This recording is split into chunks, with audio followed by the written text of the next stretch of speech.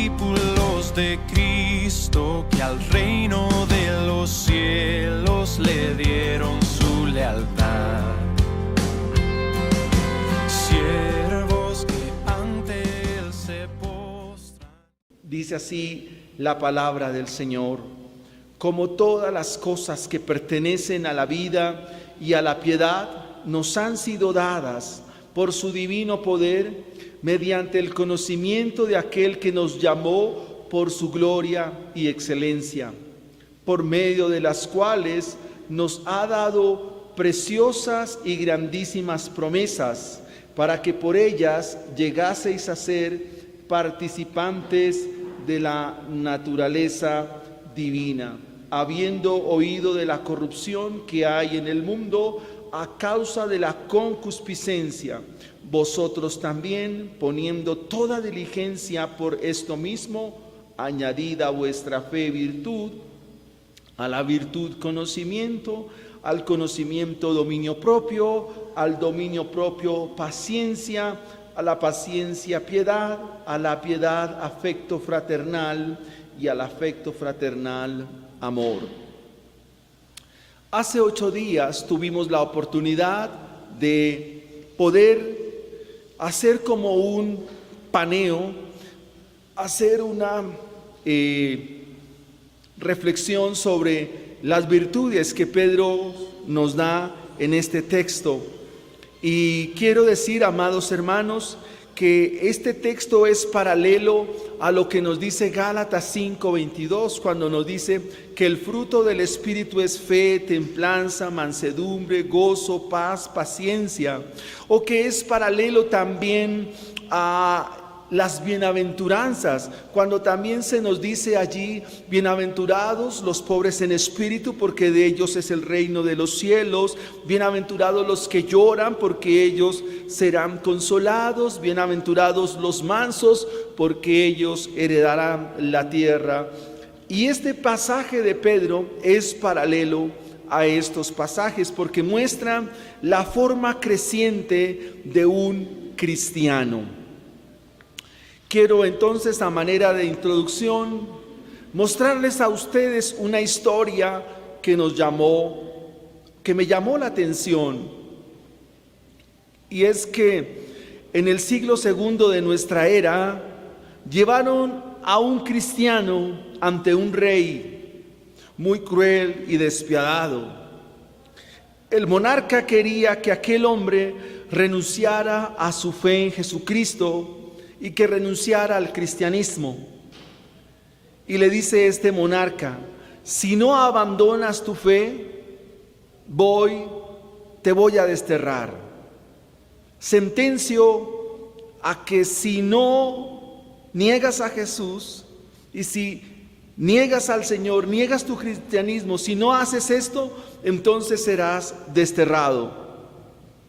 El hombre respondió sonriendo y contestó: Su Majestad, no me puede desterrar, pues el reino de Cristo no es de este mundo, no me puedes desterrar de él. El rey, molesto, le dijo: entonces lo que voy a hacer es confiscar todos tus bienes. Le dijo el rey con algo de enojo. El cristiano respondió y dijo: mis tesoros no son de este mundo, mis tesoros están en el cielo, y tú no podrás tocarlo, oh rey. El rey se enfureció un poco más y le dijo: lo único que me queda es ordenar que te maten. A lo cual el cristiano respondió y dijo: hace 40 años que estoy muerto con Jesús. Respondió: morí con Cristo y mi vida está escondida en Él. Por tanto, usted no podrá tocarla. De eso es que se trata la enseñanza en esta mañana. Hablar de la fe en el sentido práctico. Según lo que Pedro nos ha descrito en su segunda carta, la fe es un don de Dios. Es preciosa, nos dice el versículo 1. Dice que tanto a Pedro y todo aquel que viene a Cristo Jesús, la fe que le es dada es una fe preciosa. Y es el título de nuestro sermón en esta mañana, en signo de admiración. Preciosa fe, preciosa fe. Hemos dicho que no existen niveles de fe. No existen niveles de fe. Es decir, que por ser el pastor, él no tiene 100 puntos de fe. Y por ser el hermano raso, entonces el hermano tiene 20 puntos de fe. O un hermano más allegado al pastor, o bueno, seguramente, o que hace parte del grupo de trabajo de la iglesia, no tiene 50 puntos de fe. No existen niveles de fe. Eso no existe según las Sagradas Escrituras. El hermano que asiste a la iglesia tiene exactamente la misma fe que tiene el pastor. Si los niños han creído, entonces los niños tienen exactamente la misma fe que tiene cualquier creyente en la iglesia. Así que de esta manera, ustedes y yo que hemos creído al Evangelio, tenemos exactamente la misma fe. Preciosa fe. Todas las cosas que pertenecen a la vida y a la piedad nos han sido dadas por su divino poder. Dentro de esas muchas cosas, la primera que se nos da, ¿cuál es? La fe. La fe. Tito 1:2 nos dice que es una fe en los escogidos de Dios. Judas nos dice que esta fe fue dada una vez dada a los santos. Y el autor a los Hebreos nos dice que esta fe, de ella gozaron muchas personas. No sé si usted puede hacer la lista de los que gozaron de esa fe. Y el autor a los Hebreos nos dice que teniendo de alrededor nuestro tan gran nube de testigos, él dice así, que esta fe tiene un autor y que esta fe tiene un consumador. O sea que la fe no es nuestra, la fe es don de Dios.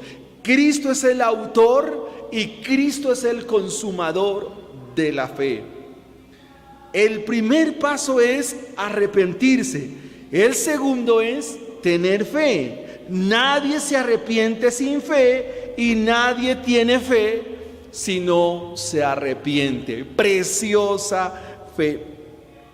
Ahora pregunto, mis hermanos, ¿y para qué sirve la fe? ¿Para qué nos es dada la fe? ¿Para qué? ¿Cómo funciona? ¿Para qué nos sirve la fe, amados hermanos? Y lo primero que quiero señalar, lo que dice Pedro, es que la fe nos es dada para agradar a Cristo. La fe nos es dada para agradar a Cristo. Sin esta fe, amados hermanos, no puedes agradar a Cristo. Amén. Sin esta fe tú nunca puedes agradar a Cristo. Miren la gracia del Evangelio. Cristo nos da de su gracia, nos da de su fe para que le podamos agradar. Y de esta manera, mis hermanos, podemos entender que es una gracia maravillosa. Entonces la Biblia nos dice, amados hermanos, que Cristo nos da de su fe para agradarle. Pedro, la segunda carta de Pedro, amados hermanos, es una carta inminentemente cristológica. Pedro se va a enfocar en la persona de nuestro Señor Jesucristo. Se va a enfocar de manera contundente. Y uno de los parámetros que Pedro señala en esta carta es que sin esta fe es imposible agradar a nuestro Señor. Sin esta fe es imposible agradar a Dios. Sin esta fe es imposible agradar a Cristo. Pedro sabe que dentro de la iglesia a la cual se está dirigiendo, algunos están negando a Cristo. Queridos hermanos, ¿cómo nosotros desagradamos al Señor? Y todavía lo más terrible es cómo tú estás desagradando a Dios y cómo tú desagradas a Cristo. En el capítulo 1, versículo 16, se nos dice, porque no os hemos dado a conocer el poder y la venida de nuestro Señor Jesucristo, siguiendo fábulas artificiosas, sino como habiendo visto con nuestros propios ojos su majestad. Dentro del cristianismo de nuestros días, mucha gente ve al Señor como un modelo de fe y conducta. Error. Dentro del cristianismo de nuestros días, muchos ven al Señor como un buen maestro. Error. Dentro del cristianismo de nuestros días, muchos ven al Señor Jesucristo como un buen hombre, como un hombre de buena moral, de buen ejemplo y que da parámetros de vida a los que le conocieron en su tiempo. Pedro dice, no piensen así, porque quien piensa así no es salvo.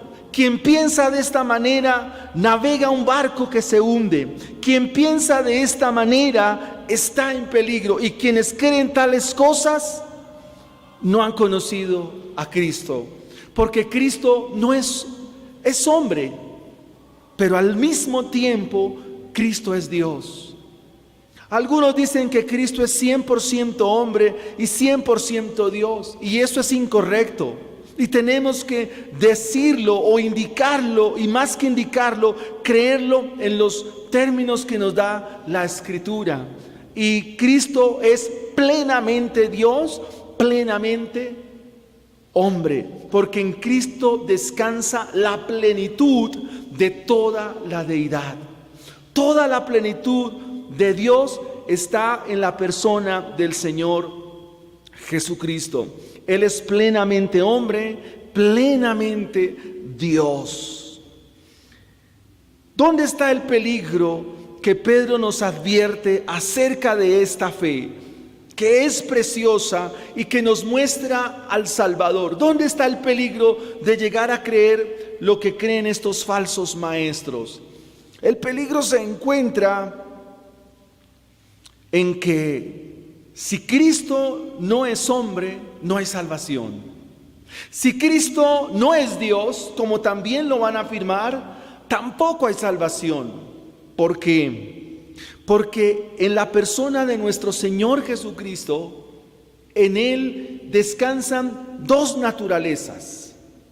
Y esas naturalezas cumplen el papel o la función de mediar entre Dios, quien fue ofendido por nuestros pecados, y nosotros, la humanidad, quien hemos ofendido a Dios.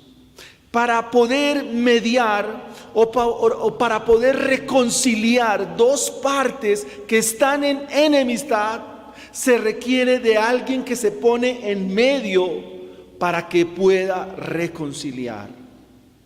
Para poder conciliar dos entes que están en enemistad, se requiere de un mediador. Se requiere tener tanto de Dios como se requiere tener tanto de hombre. Los falsos profetas y los falsos maestros que se describen en el capítulo 2, eso es lo que pregonan. Mire lo que dice el capítulo 2, versículo 1. Pero hubo también falsos profetas entre el pueblo, como habrá entre vosotros falsos maestros que introducirán encubiertamente herejías destructoras. Subraye esto: y aún negarán al Señor que los rescató, atrayendo sobre sí mismos destrucción repentina. Amados hermanos, quien piensa estas cosas no puede agradar a Cristo, no tiene esa fe preciosa. Quien piensa de esta manera no es salvo, está en camino de perdición. Y yo quisiera preguntarte a ti en esta mañana, la fe que tú tienes, ¿qué te hace mirar de Jesús? La fe que tú tienes, ¿qué te hace pensar de Jesús? ¿Que Él es simplemente un hombre? ¿O que Él es Dios pero no es hombre? Y comenzamos a hacer una serie de conjeturas, una serie de presuposiciones que no conducen a nada. El apóstol Pedro en Juan 6:58 da una afirmación categórica y contundente y dice estas palabras: ¿a quién iremos? Solo tú tienes palabras de vida eterna. Solo quien es eterno puede dar palabras de vida eterna. De eso se trata la fe, que es preciosa en ustedes y en mí. ¿Para qué te sirve entonces esta fe que es preciosa? Para que agrades a Cristo. ¿Y cómo lo agradas? Viéndolo como Él es, observándolo como Él es, no como tú lo quieres ver, no como tú lo quieres observar con la imaginación que tú tienes o con las presuposiciones que equívocamente has aprendido. Déjame darte un ejemplo a través del Evangelio de Marcos. Marcos es un evangelio para ciegos que siguen siendo ciegos y que no ven. En el Evangelio de Marcos sucede un hecho muy interesante. Y quiero que vaya allí al Evangelio de Marcos, en el capítulo 5.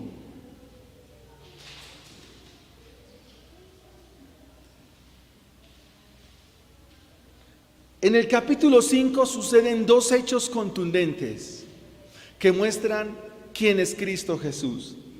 Resucita a la hija de Jairo, el principal de la sinagoga, y mientras va a la casa de Jairo, una mujer de flujo de sangre es sanada. Pregunto, ¿los que estaban allí creyeron? No, no creyeron.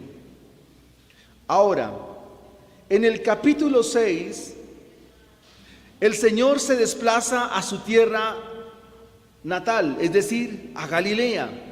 Salió Jesús de allí y vino a su tierra y le seguían sus discípulos. Y llegando el día de reposo comenzó a enseñar en la sinagoga y muchos oyéndole se admiraban y decían: ¿de dónde tiene estas palabras? ¿De dónde tiene estas cosas? ¿Y qué sabiduría es esta que le es dada? ¿Y estos milagros que por sus manos son hechos? ¿No es este el carpintero, hijo de María, hermano de Jacobo, de José, de Judas y de Simón? ¿No está también aquí con nosotros sus hermanas? Y se escandalizaban de él. Mas Jesús les decía: no hay profeta sin honra sino en su propia tierra y entre sus parientes y en su casa. Y mire este versículo 5: y no pudo hacer allí ningún milagro, salvo que sanó a unos pocos enfermos, poniendo sobre ellos las manos.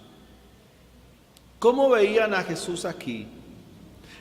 ¿Qué fe es la que se nos registra acá? Una fe carnal, una fe equívoca, una fe diferente a la que es dada por el Evangelio. ¿Cómo ven a Jesús aquí en Galilea? A los que lo escuchaban, ¿se admiraban de su doctrina? Eso era sencillamente lo que pensaba la gente. Nos admiramos de su enseñanza, pero no lo ven como Salvador.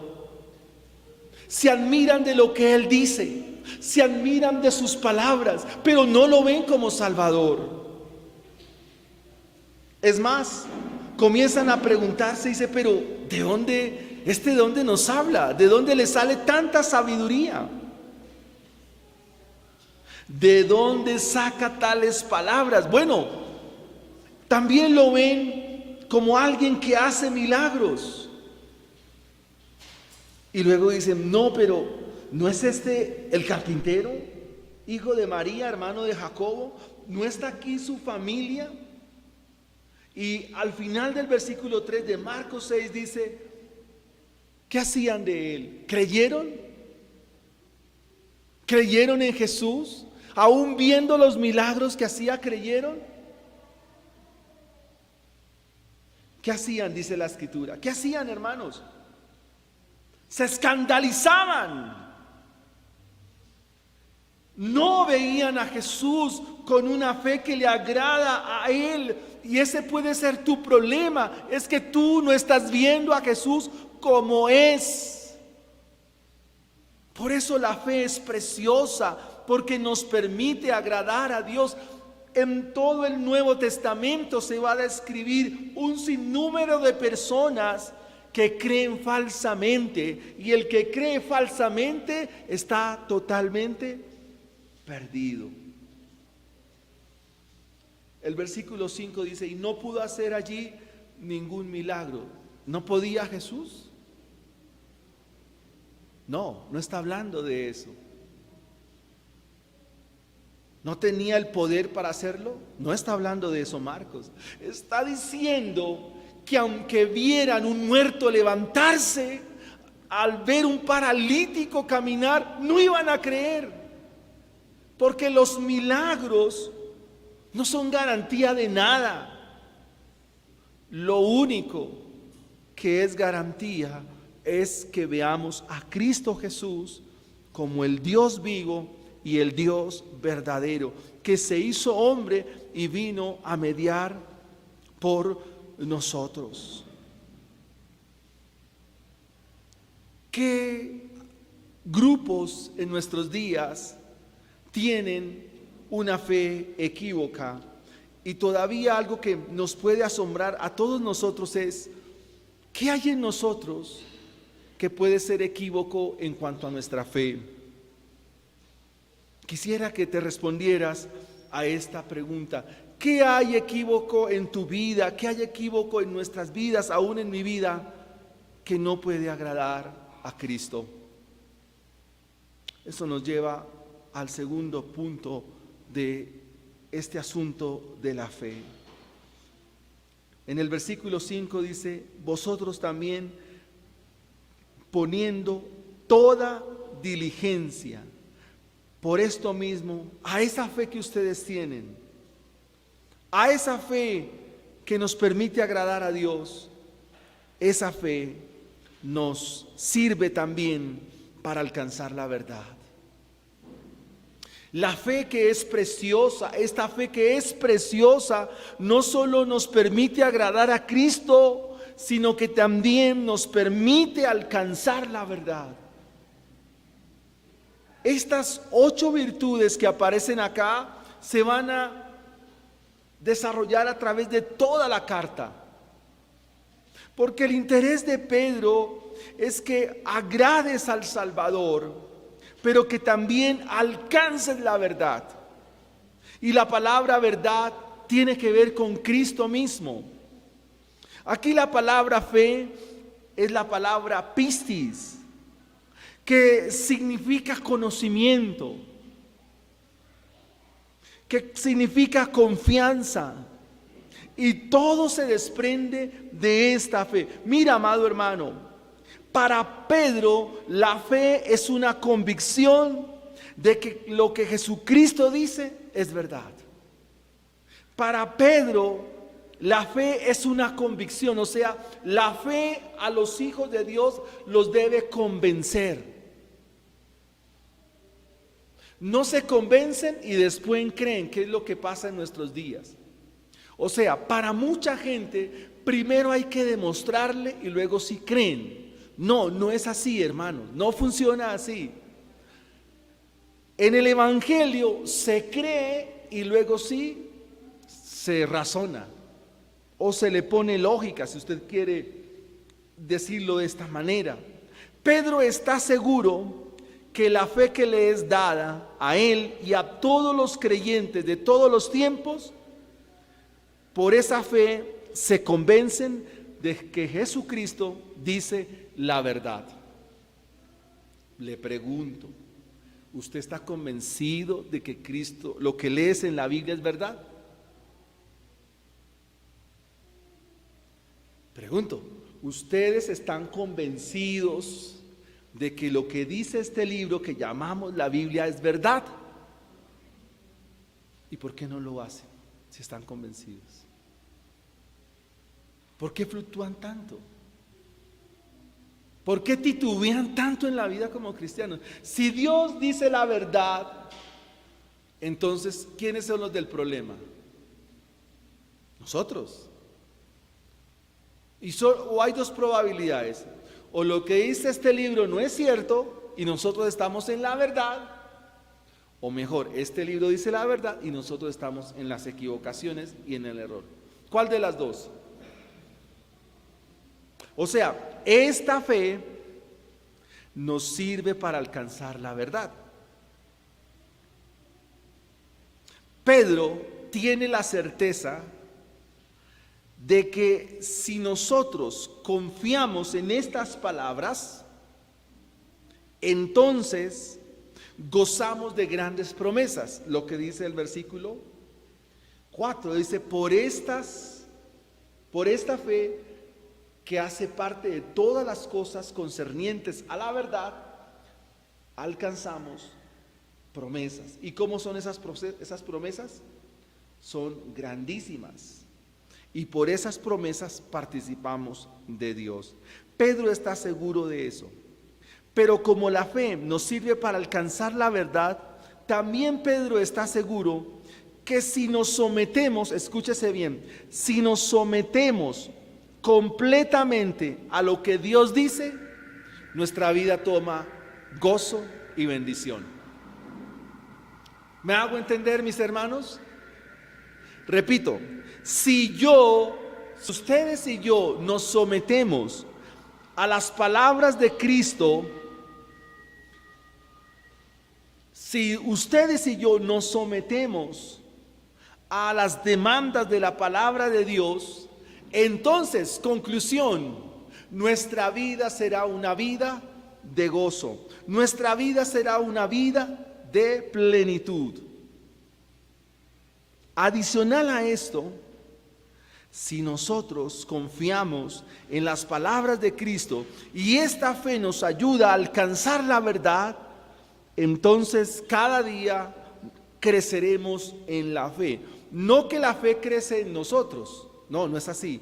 Nosotros crecemos en la fe, que es distinta. Y la Biblia nos dice en Romanos 10:17 que la fe es por el oír y el oír por la palabra de Dios. En la medida que todos nosotros oigamos más y más la palabra de Dios, creceremos más en la fe. Será directamente proporcional. Es por esta fe que se da a la luz la virtud, el conocimiento, el dominio propio, la paciencia, la piedad, el afecto fraternal y el amor.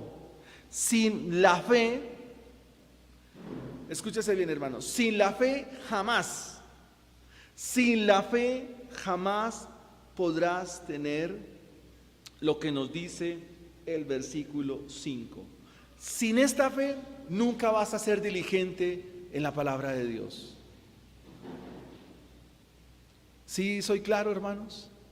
Sin esta fe nunca serás diligente en las escrituras, nunca serás diligente en la oración, nunca serás diligente en amar la iglesia, nunca serás diligente en amar a Cristo, porque no tienes la fe del Evangelio.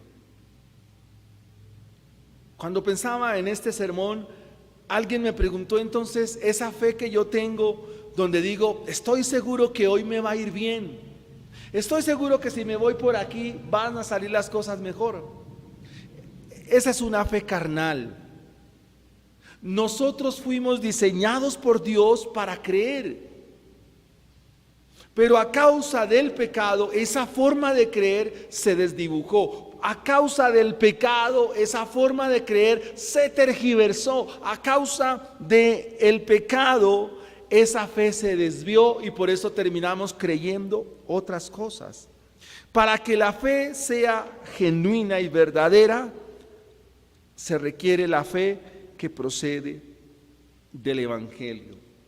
Y repito, sin esa fe nunca serás diligente, nunca tendrás virtud, tu conocimiento será superficial, no tendrás dominio propio, es decir, te moverás fácilmente por las pasiones, te dejarás llevar fácilmente por los impulsos, controlar tu vida cristiana será más fácil de tener una piedra cuando cae del cielo. O sea, no podrás ser el cristiano que Dios quiere que sea. Ese es el enfoque de Pedro. La fe es el fundamento de la verdad. Es decir, que por esta fe que me cimienta en la verdad, que me hace sólido en la verdad, por esta fe es que caminamos nosotros. Y lo dice por allá el libro de los Hechos, cuando dice que nosotros no caminamos por vista, caminamos por fe, hermanos. Miren, amados hermanos, Pedro está a punto de partir de este mundo. En el versículo 14 lo dice. Y Pedro sabe que la iglesia necesita tener firmeza en estas cosas. O algo más, mis hermanos. Esta fe que es preciosa es la que nos muestra, la que nos indica todo lo que significa vivir y caminar con Cristo. ¿Es nuevo esto? No, esto es antiguo. Ustedes van a encontrar en el libro del Génesis a un hombre llamado Enoc. ¿Y qué se dice de Enoc? ¿Qué dice la Biblia acerca de Enoc? Enoc caminó con Dios. ¿Qué significa caminar con Dios? Significa vivir en la fe. Vivir en la fe. La fe procede de Jesús. La fe que viene de Jesús la vivieron los apóstoles. La fe que viene de Jesús, los creyentes del primer siglo, gozosos a la muerte iban porque esa fe los sostenía. Esta fe coincide con todos aquellos en quienes mora Dios. Y eso es maravilloso, porque por esta fe estamos también unidos a Cristo. No solo con Él morimos, sino con Él también resucitamos. Y Pablo nos ayuda en Gálatas cuando dice: ya no vivo yo, mas ahora Cristo vive en mí, y lo que vivo en la fe, lo vivo en la carne del Hijo de Dios, el cual me amó y se entregó a sí mismo por mí. ¿Cómo es esta fe? Preciosa. ¿Por qué es preciosa la fe? Número 1, porque es para agradar a Dios. Número 2, porque me ayuda a alcanzar la verdad. Y ahora, número 3, hacen de mí un cristiano maduro. Pregunto, mis hermanos, ¿qué es la madurez? ¿Por qué vemos en nuestros días tanto cristiano inmaduro? Pregunta, ¿cómo se madura en la fe? ¿Cómo alcanzamos madurez cristiana según Pedro? Dice que esta fe, o maduramos en la fe, cuando nosotros respondemos al llamado de Dios. ¿Qué es atender el llamado de Dios? Esa es una pregunta muy importante en la Escritura. Quiero formularte la pregunta de otra manera. ¿Para qué estás llamado y para qué estás llamada? Tú, como mujer de Dios, como hombre de Dios, ¿realmente aquí estás llamado? ¿Cuál es tu propósito en Dios? ¿Cuál sería tu respuesta? Pedro en esta carta desafía a la iglesia a madurar, a dejar de ser niños fluctuantes. Es la hora, es el momento de salir de esa zona de confort en la cual estamos. Es la hora de ponerle el pecho a las cosas de Dios. ¿Por qué Pedro se enfoca en que la fe debe ponerse por obra. ¿Por qué? Por lo que va a decir en el capítulo 2, lo cual es de los capítulos más terroríficos del Nuevo Testamento. Es de los capítulos donde se muestra la ira de Dios de una manera terrible para todo aquel que predica y vive falsamente. ¿Qué quiere decir Pedro? Mira, si tú no tienes esta fe preciosa, toda tu vida cristiana ha sido una vida de mentira y de engaño, así de sencillo. Si tú no tienes esta fe, nunca has agradado a Cristo, has querido agradarlo, pero no es así. Si tú no tienes esta fe, la verdad que has dicho querer proclamar y querer vivir, no ha sido tampoco. Y si tú no has madurado, pues sigues siendo la misma persona. ¿Por qué tantos años de vida cristiana y se te preguntan cosas como la justificación por medio de la fe y tú no respondes? Se te preguntan cosas de la Escritura y sigues con las mismas cuestiones de hace muchos años. Pedro escribe para que la iglesia, por medio de esta fe preciosa, madure, que no siga siendo la misma cristianita de siempre, el mismo cristianito de siempre. No puede ser así. Esta fe produce obras, esta fe produce crecimiento. Esta fe hace de los justos que avancen.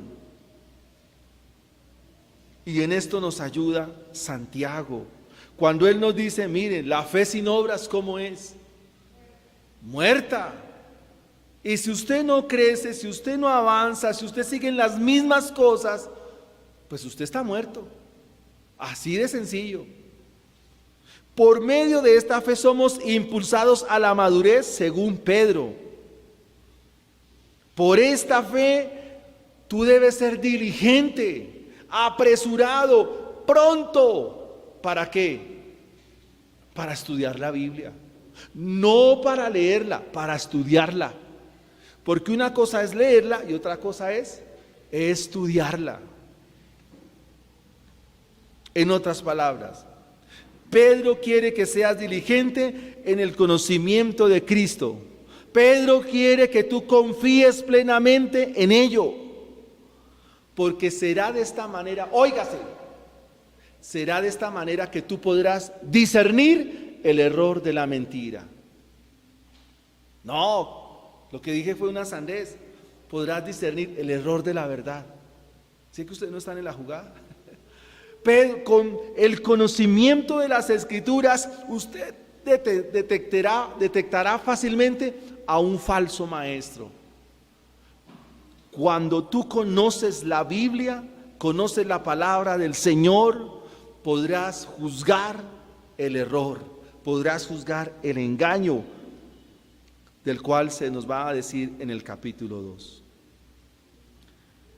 Amados hermanos, cuando tú tienes esta fe que te madura, y esto me parece extraordinario, glorioso, cuando tú tienes esta fe, óigase bien, tú no necesitas tener ninguna experiencia sobrenatural. No lo necesitas, sencillamente atendiendo a la palabra profética más segura, atendiéndola a ella, tu vida de oscuridad será alumbrada hasta que el lucero de la mañana aparezca en tu corazón. Eso es lo que dice Pedro. Pedro dice, y Pedro no está hablando aquí de cualquier experiencia. Es una experiencia única que solo la vivieron ellos que estaban cerquita a Jesús. ¿Cuál fue? La transfiguración. El Señor Jesucristo se muestra gloriosamente. Estaba Jacobo, Pedro y Juan. Y de un momento a otro el Señor resplandece. No podían ver. Pedro dice, es bueno que estemos aquí, porque no solo el Señor se transfigura, sino que aparecen dos varones, Moisés y Elías. La ley y los profetas, amén. Y Pedro dice, es bueno que estemos aquí. Una enramada para ti, Señor, otra para Moisés y otra para Elías. Y él cuenta esa experiencia y dice, nosotros estuvimos ahí, nosotros la vimos. Ustedes no me pueden negar eso. Pero si ustedes atienden las escrituras, la palabra de Dios, no necesitan de eso. Aunque es verdad y lo pueden vivir, pero eso no es requisito indispensable. Lo que hace Pedro es contrastar su experiencia y decirle, tenemos también la palabra profética más segura. Eso nos hace madurar en la fe. ¿A ustedes les gustan las experiencias sobrenaturales en Dios? ¿Sí o no? ¿A ustedes les gustaría un gran milagro? Un milagro sobrenatural, un milagro que los deje perplejos, atónitos. ¿Les gustaría un milagro? ¿Sí o no? Compartan el evangelio y miren cómo nacen las personas de nuevo. Este es el más extraordinario y más glorioso de los milagros. Esos son los milagros por los cuales debemos predicar y anunciar el evangelio. Yo sé que este mensaje a veces puede chocarlo a usted, pero esa es la idea. Que usted piense, mi amado hermano, que hay cosas que para Dios. Es más, cuando Jesús lo sanó allá en Marcos, ¿qué le dijo al papi Jairo? Le dijo, Jairo, hágame un favor. Este milagro no se lo cuente a nadie. Hágame ese grandísimo favor. Jesús mismo dijo, los milagros no cuenten eso. Eso no es de mi interés. Aunque Él sanó y obró en muchas personas, pero ese no es el interés del evangelio, porque finalmente Jairo y su hija, ¿qué pasó? ¿Volvieron a morir? Es más, el Señor resucitó a Lázaro. Pregunto, ¿volvió a morir Lázaro? La resurrección fue para extenderle unos días más.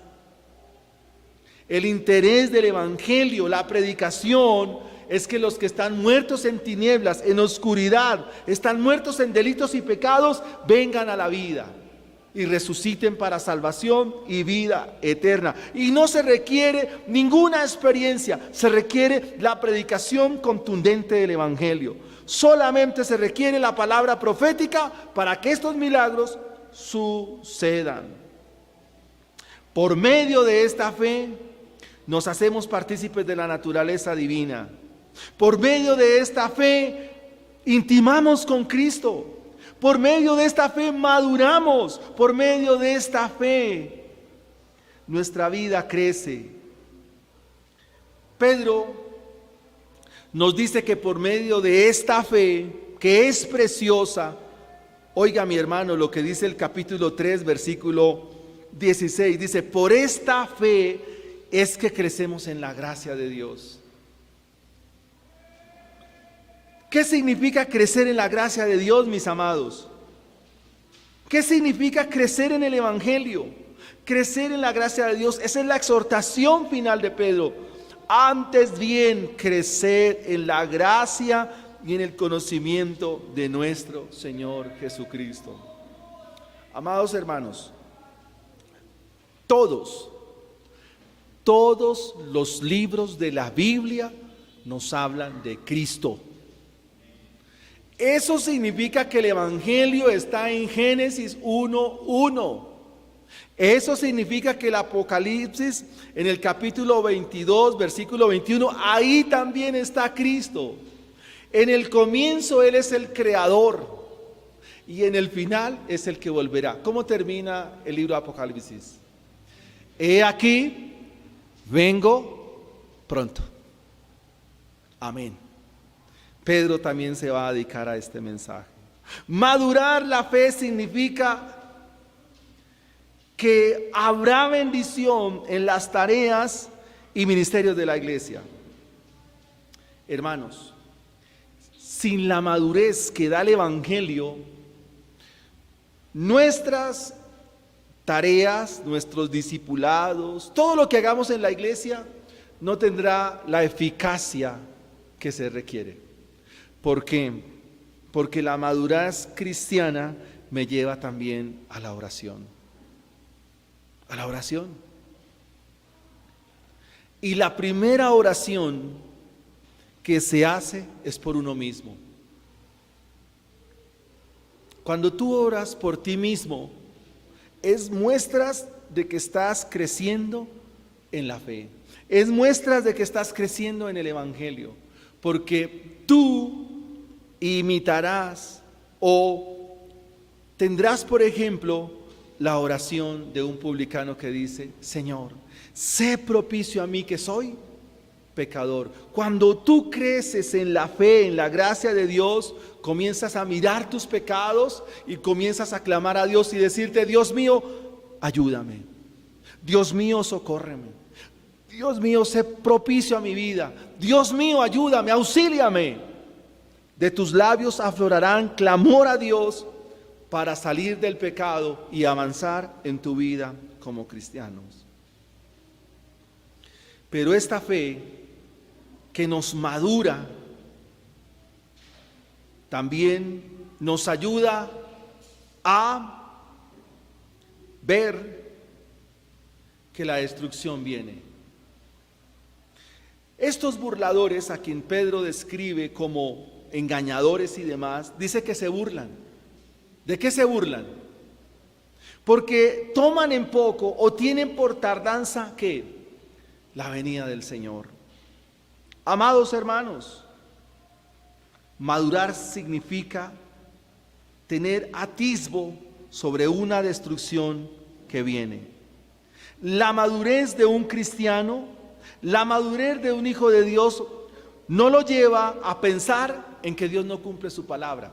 No, la madurez de un cristiano lo lleva a entender, a comprender y a creer que Dios también va a destruir este mundo.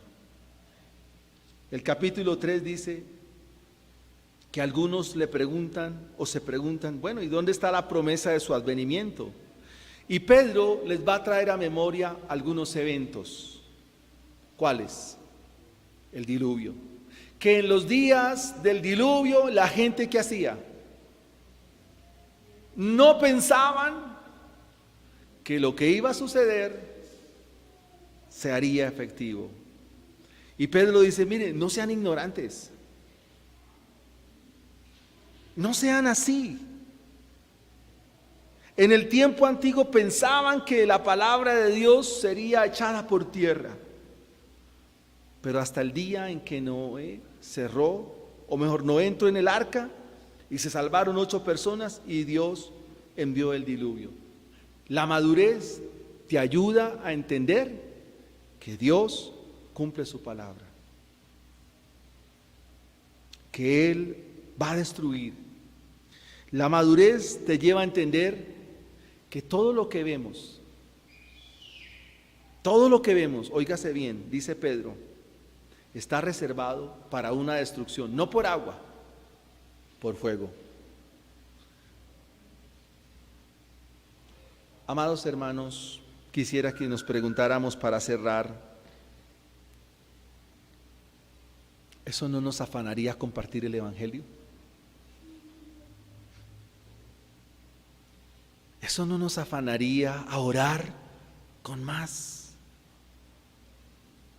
dedicación, con más? Claro, creemos en la elección soberana de Dios, pero eso no nos exime de nuestra responsabilidad de compartir el Evangelio.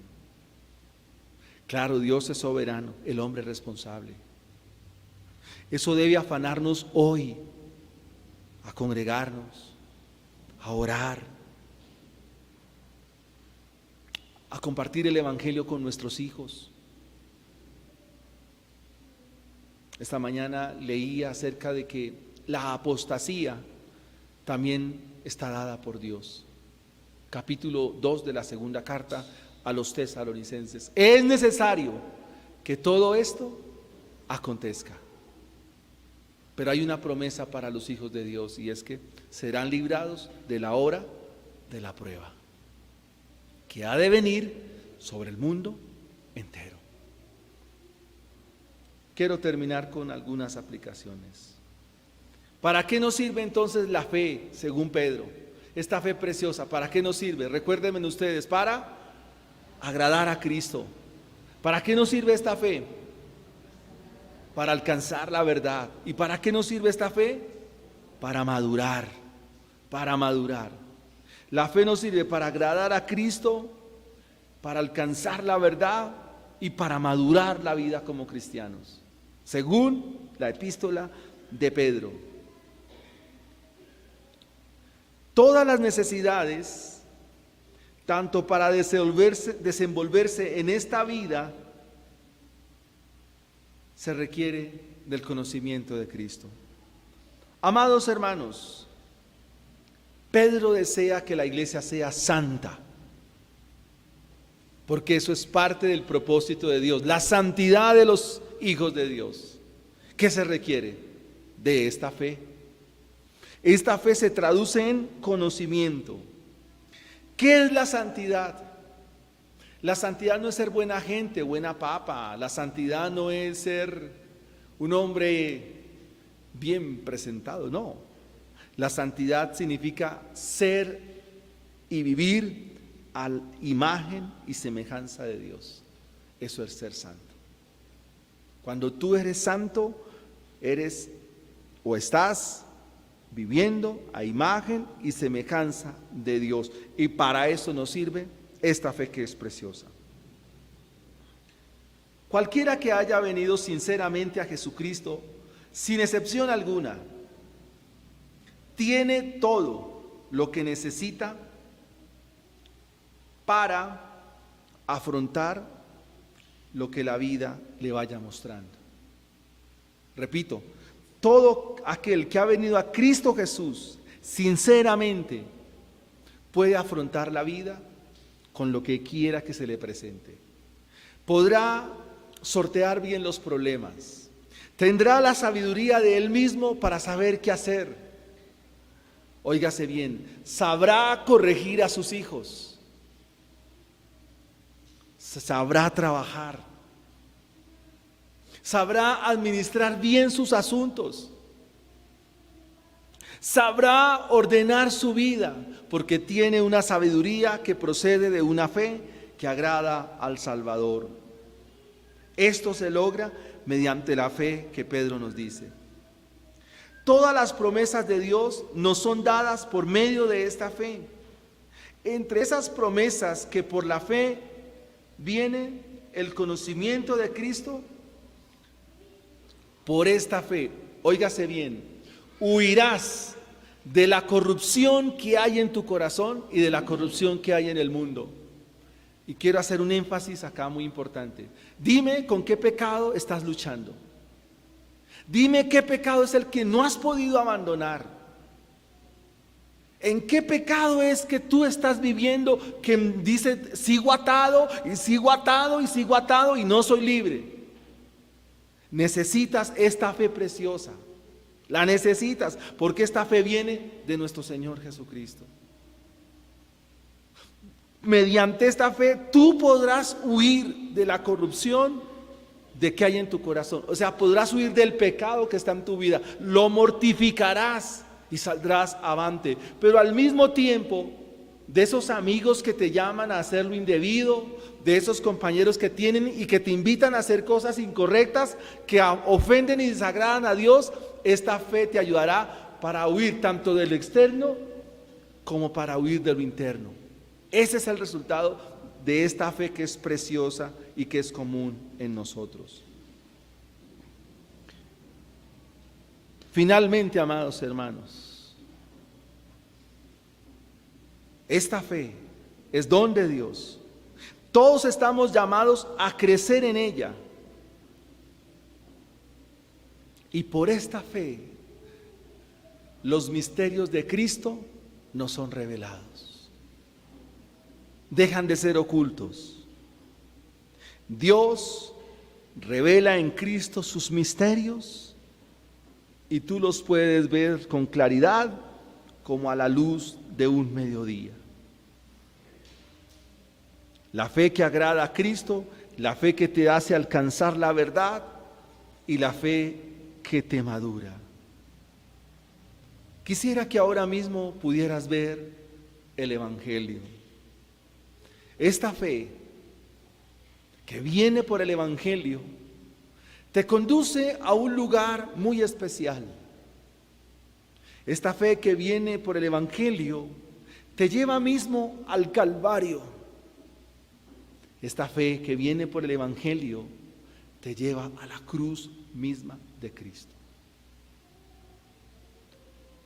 Por esta fe es que recibimos el sacrificio de Cristo Jesús.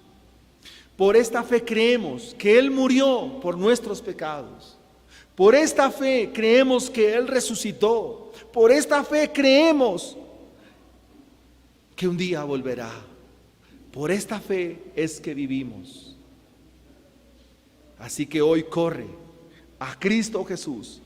Ven en arrepentimiento y fe a sus pies, porque Él te ha dado la fe para que creas y te arrepientas, para que te arrepientas y crees. Y pueda responder como un cristiano cuando se le diga: ¿por qué no abandonas tu fe? ¿Por qué no aborreces a Cristo?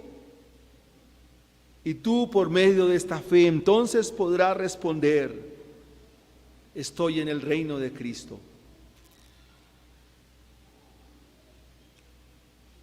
Por esta fe tienes los tesoros en el cielo. Y por esta fe ya no eres de este mundo. Ven a Cristo Jesús. Oremos al Señor y démosle gracias. Padre, queremos darte gracias, Señor, en esta mañana. Santísimo Dios, por tu amor, por tu misericordia y por tu verdad. Gracias, Dios mío, porque tú eres bueno. Pedro nos da una recomendación muy especial,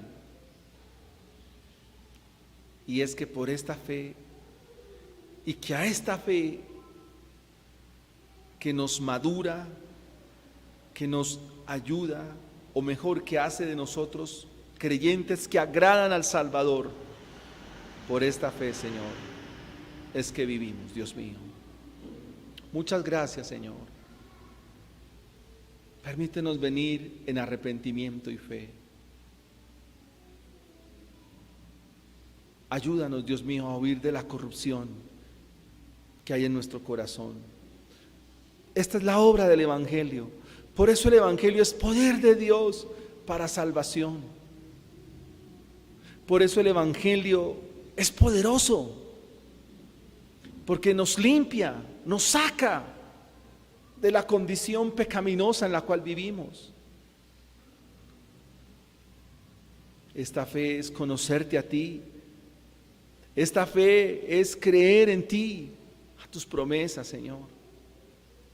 Oh Dios maravilloso, gracias.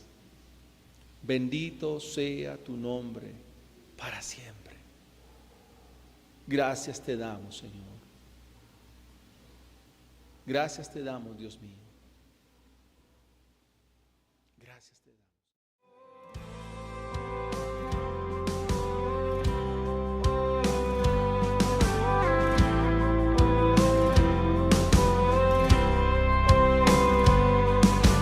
Fieles discípulos de Cristo, que al reino de los cielos